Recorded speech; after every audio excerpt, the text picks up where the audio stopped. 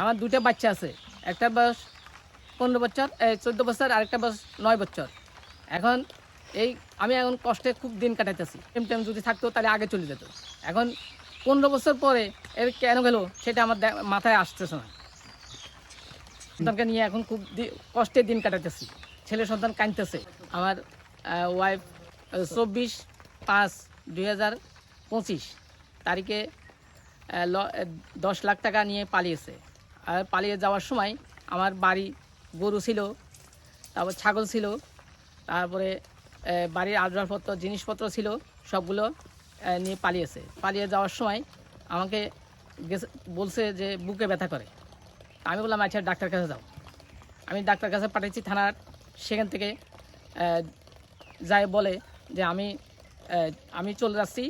আমি যাওয়ার সময় আমাকে বলে যে তোমার ছেলেদেরকে রাখি গেলাম, তোমার ছেলেদেরকে করিও, মানুষ করিও। আমি ছিলাম ফেনী। আমি ফেনী গরু ফার্মে চাকরি করতেছিলাম। সেখান থেকে আসি আমার জ্যাঠা ফোন করলো। ফোন করার পরে আমি 31 তারিখে আসি, দেখি আমার বাড়ি খালি। তখন আমি আসি, আর কিছু পাই নাই।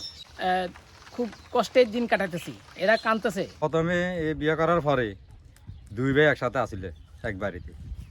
তো এক বাড়িতে থাকার সাথে এখন এর পরিবারে রানার পরিবার যে এটা দায়িত্বে চলে গেছে।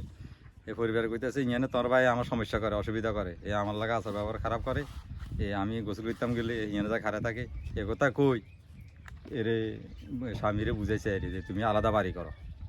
তো হর স্বামী আলাদা বাড়ি করছে কিনলে শান্তির লেই।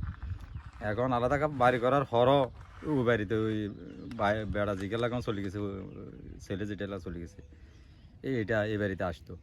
তা আসার পরে এত দেখে যাবে করি এতারে কিচ্ছে, এত পোস্ট অফিসে চাকরি করতো। পোস্ট অফিসে চাকরি করতে এত কইছে যে তোমার ইয়ানে বেতন কম, তুই ফেনি যাই ইয়ানে গরুর ফার্ম গরুর ফার্মে চাকরি করতো। এখানে 17,000 না কত বেতন হয়তো। এতে এখানে চাকরি করে ইয়াকে দিয়ে তার জমিন বন্ধক আসিল, টাকা পয়সা লাগাই না আসিল, গরু আসিল বাড়িত, গরু গোতান বেশি টাকাগুলা সবগুলা উড়াই হেঁটে বাড়ি থেকে ওই ছেলেটার উড়িচরে ছেলেটার ফালা গেছে। ফালা যাওয়ার পরে অন্য জায়গা পরে শুনছি আর ছেলের সাথে বিয়ে হয়েছে। তুমি তো দেখতাম না, আসতো অন হেরগো বাড়িতে হেরগো মেয়ে মনে আসে, এটা তো আঙুল জিজ্ঞাবের দরকার নাই, জিজ্ঞাবের দরকার আছে নি। এটা কি এলা জিজ্ঞাই না পরে চলে যাবে হরে না শুনি ছেলে এটা লিয়ে গেছে সুন্দর এই পর্যন্ত।